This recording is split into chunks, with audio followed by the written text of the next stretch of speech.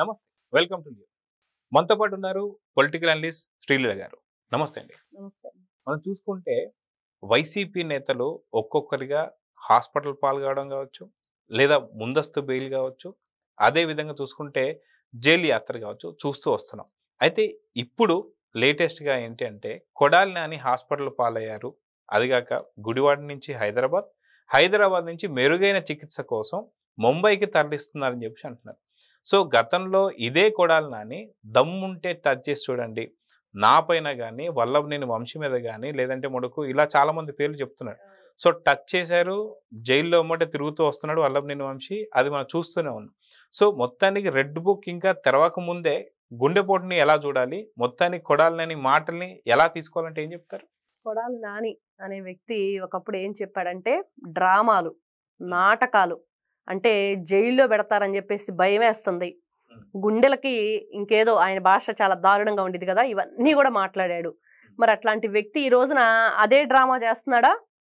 ఆ విధమైన ప్లాన్ ఇతను అమలుపరిచాడా? అతని మాటలే ఇప్పుడు అతనికే వర్తిస్తున్నాయి అంటే అదే అంటున్నారు, ప్రజలందరికీ అదే కనిపిస్తుంది.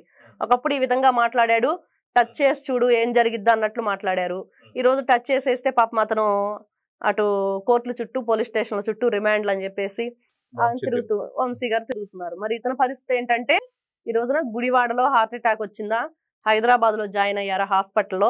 మరి హైదరాబాద్ లో కూడా అంత మెరుగైన అక్కడ అసలు మీరు చూసుకుంటే అతను జాయిన్ అయిన హాస్పిటల్లో ఆస్ట్రేలియా, కెనడా, జపాన్ ఇన్ని దేశాల నుంచి డాక్టర్లు వచ్చి అక్కడ మెరుగైన వైద్యం అందిస్తుంటారు. మనం హాస్పిటల్ ఎంటర్ అవ్వగానే చంద్రబాబు నాయుడు గారు కూడా ఆ మధ్య అక్కడే ట్రీట్మెంట్ చేయించుకున్నారు. అక్కడ ఒక పెద్ద లిస్ట్ ఉంటుంది, ఏ దానికి డిపార్ట్మెంట్కి ఏ డాక్టర్లు ఎక్కడి నుంచి వస్తారు, స్పెషల్ ఫ్లైట్లో వచ్చేసి ట్రీట్మెంట్ చేసి వెళ్తూ ఉంటారు. మరి అట్లాంటి మెరుగైన వైద్యం అన్న అంత పెద్ద హాస్పిటల్లోనే ఇతనికి వైద్యం అందని పరిస్థితా?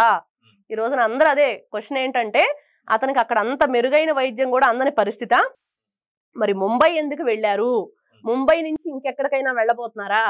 జగన్మోహన్ రెడ్డి గారిది ఏదైతే హాస్పిటల్ ఉందో లండన్ లో, మరి అక్కడికి వెళతారా అనే క్వశ్చన్ కూడా వస్తుంది. నిజంగానే వెళతారా లేకపోతే అసలు నిజమైన హార్ట్ అటాక్ అనేదే ప్రతి ఒక్కరికి ఫస్ట్. నిజంగానే అతనికి 3 వాల్స్ క్లోజ్ అయిపోయినాయి అని చెప్తున్నారు. నిజంగానే అతనికి బ్లాక్ అయిపోయినాయా, నిజంగానే హార్ట్ అటాక్ వచ్చిందా, యాంజియోగ్రామ్ చేశారంటున్నారు. యాంజియోగ్రామ్ కూడా నిజమో కాదో తెలియదు.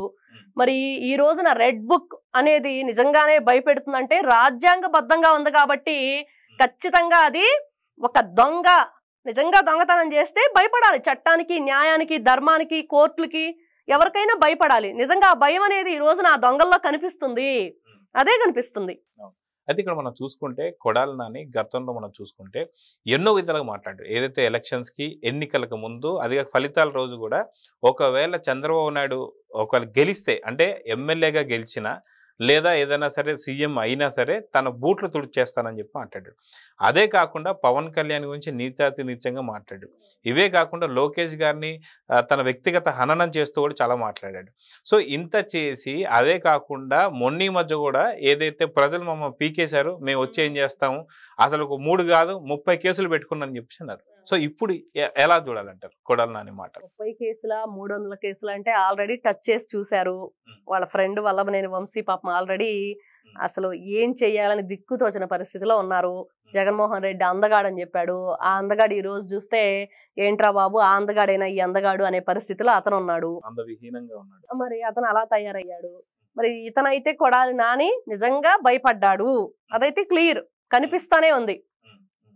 ఎందుకు భయపడ్డాడంటే తప్పు చేశారు, అందులోనూ పిచ్చి మాటలన్నీ మాట్లాడారు.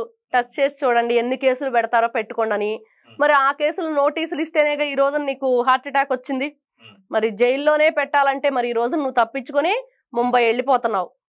మరి ఎప్పుడు వస్తాడు తిరిగి? నిజంగానే భయపడ్డారు, భయపడటం మాత్రం ఖాయం. ఈ రోజున హార్ట్ అటాక్ వచ్చింది అనగానే ప్రతి ఒక్కరూ ఇంతకు ముందు అతను మాట్లాడిన మాటలే ఇవన్నీ కూడా నాటకాలు, అబద్ధాలు, బూటకాలు, డ్రామాలు వేస్తున్నారు, తీసుకెళ్లి లోపల వేయాలి, ఇవన్నీ కూడా ఆయన మాట్లాడిన మాటలే.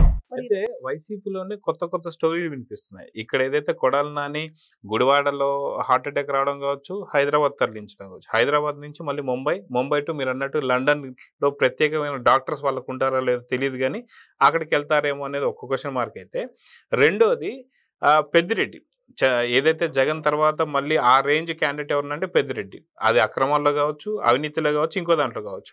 సో బాత్రూంలో జారి పడడం ఏంటి, చెయ్యి ఫ్రాక్చర్ అవ్వడం ఏంటి, అక్కడి నుంచి ఆయన హాస్పిటల్ తరలించడం ఏంటి, మా నాన్నకి నేను తప్ప ఇంకెవరు లేరు అన్నట్టు, మొన్న బోరగడ్డ మా అమ్మకి నేను తప్ప ఎవరు లేరు అన్నట్టుగా నాటకాలు ఆడుతున్నట్టు, ఇప్పుడు మిథున్ రెడ్డి కూడా మా నాన్నకి నేను తప్ప ఇంకెవరు లేరు, సో నన్ను అరెస్ట్ చేయొద్దు అన్నట్టుగా మాట్లాడడం.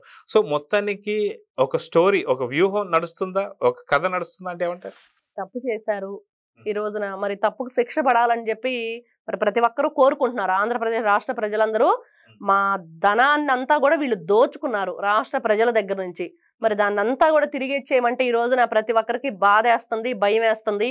అందుకనే ఈ చెయ్యి విరగటాలు కానివ్వండి, ఈ హార్ట్ అటాకులు కానివ్వండి, మరి తన తండ్రి కోసం పెద్దిరెడ్డి రామచంద్రారెడ్డి కొడుకు మిథున్ రెడ్డి లిక్కర్ స్కామ్ లో ఉన్నాడు. మరి అతని మీద చాలా విచారణ జరిగి మరి అతనే దానికి కారణం ఉన్నాడు, అన్ని విధాలుగా దోచుకున్నారు అని తెలిసాక మరి మా నాన్నగారికి మరి అతను చెయ్యి ఫ్రాక్చర్ అయితే మరి నేనే భోజనం పెట్టాలి, మరి అతనికి అన్ని పనులు నేనే చెయ్యాలని చెప్పేసి కొత్త కథను వినిపిస్తున్నారు. భయపడటం ఖాయం. ఎందుకంటే వీళ్ళు రెడ్ బుక్ అని అంటున్నారు. లోకేష్ గారు మొన్న కూడా చెప్పారు, రెడ్ బుక్ అంటే వీళ్ళందరికి కూడా హార్ట్ అటాక్లు వస్తున్నాయి అని. నిజంగానే వస్తున్నాయి. ఎందుకు వస్తున్నాయి అంటే వీళ్ళలాగా 2019 నుంచి 24 వరకు అన్యాయంగా, అక్రమంగా లేనివన్నీ కూడా వాళ్ళ మీద బనాయించి కేసులు పెట్టలేదు. కానీ ఈ రోజున వీళ్ళు చేసినవి ఏవైతే తప్పులు ఉన్నాయో వాటన్నిటికి కూడా రాజ్యాంగబద్ధంగా నడుస్తుంది కాబట్టి వీళ్ళు భయపడుతున్నారు. అందుకని ఈ డ్రామాలన్నీ ప్లే చేస్తున్నారు. అంతకుమించి వేరేది ఏమి లేదు. ఇంకా వేరే దారి కనిపించడం లేదు. ఎప్పుడైతే కొడాలనే దీనికి తెరదీశాడు, ఇంతకుముందు అతనే చెప్పాడు, అవే మాటలు ఈ రోజు వీళ్ళు ఫాలో అవుతున్నారు. అయితే ఏపీ ప్రజల్లో ఇంకొక సందేహం కూడా ఉంది. ఏంటి అంటే కొడాలి నిజంగా హార్ట్ అటాక్ వచ్చిందా, గ్యాస్ట్రిక్ ఇష్యూ అని చెప్పి జాయిన్ అయిన అతను హార్ట్ అటాక్ 3 వాల్వ్స్ క్లోజ్ అయిపోయాయని చెప్పి ఏదో మాట్లాడుతున్నారు. కానీ గతంలో ఏదైతే వైసీపీ హయాంలో ఉన్నప్పుడు కొంతమంది డాక్టర్లు RRR గారికి సంబంధించిన ట్రీట్మెంట్ తీస్తే ఆ ఫ్రాక్చర్ అయిన దాన్ని కూడా అవ్వనట్టు ఒక ఎక్స్రేలు చూపించడం కావచ్చు, లేని సర్టిఫికెట్లు సృష్టించడం కావచ్చు, ఇలాంటి ఏమైనా సృష్టించారా? అందుకే దేశాన్ని దాటిస్తానికే కొడాలని ప్లానా అంటే ఏమంటారు? నిజంగా ఆ రోజున RRR గారి కేసులో చూసుకుంటే మీరు అన్నట్లుగా డాక్టర్ ప్రభావతి, నిజంగా ఆవిడ డాక్టర్ వృత్తికే కళంకం. అలాంటి దారుణంగా ఎవరు కూడా, డాక్టర్ అంటే ఇప్పుడు దేవుడి తర్వాత దేవుడు, ఆయనే వైద్యో నారాయణో హరి అని, మరి అట్లాంటి డాక్టర్ అయ్యుండి ఆవిడ అసలు అంత భయంకరమైన సిచ్యువేషన్ లో రఘురామకృష్ణరాజు గారు ఉంటే అట్లాంటి బూటకపు సర్టిఫికెట్లు ఇచ్చి మరి ఇట్లాంటి డాక్టర్లు ఉంటే నిజంగా అలాంటివే జరుగుతాయి. ఈ రోజున వీళ్ళు, ఆ రోజున ఆవిడేం మాట్లాడుతుంది, అసలు దాక్కుందిలేండి ఆవిడ కనిపించకుండా, ఆవిడ వెళ్ళిపోయింది అండర్ గ్రౌండ్ కి. మరి ఆవిడ ఆ రోజు అలా చేసింది కాబట్టి ఒక ఏదైతే నిజం బయటికి రానివ్వకుండా చేయాల్సిన ప్రయత్నం వాళ్ళు చేశారు.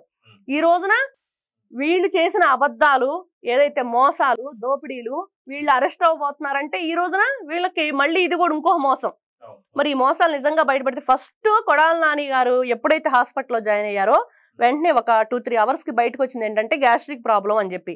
అసలు ఈ 3 valves క్లోజ్ అయిన విషయం ఇంతవరకు అసలు నిన్న కొత్తగా వినిపిస్తున్నదే తప్పించి ఆయన జాయిన్ అయిన తర్వాత మాత్రం పెద్దగా ఇబ్బంది పడాల్సిన అవసరం లేదు, బాగానే ఉన్నా అనేది రిపోర్ట్ మనకి చూసాం అన్ని ఛానల్స్ లో కూడా. అవును, మరి ఈ రోజున ఇవన్నీ చూస్తుంటే నిజంగా వీళ్ళు దొంగ సర్టిఫికెట్లే క్రియేట్ చేస్తారు. వీళ్ళు చదువులు అంతే. మరి తమ్మినేని సీతారాం గారు చూస్తే అతను కూడా బీకామ్ లో సిఈసి చేశానని చెప్పారు. మరి లా ఎట్లా చదివారంటే అది కూడా దాని గురించి మొత్తం కూడా బయటికి తీశారు కొంతమంది, అసలు ఏంటి ఇతని చదువు అనేది. సో చూద్దాం, మొత్తానికి పూర్తి నిజాలు బయటపడాలని అయితే కోరుకుందాం. నమస్తే. Please subscribe to Leo news for more videos.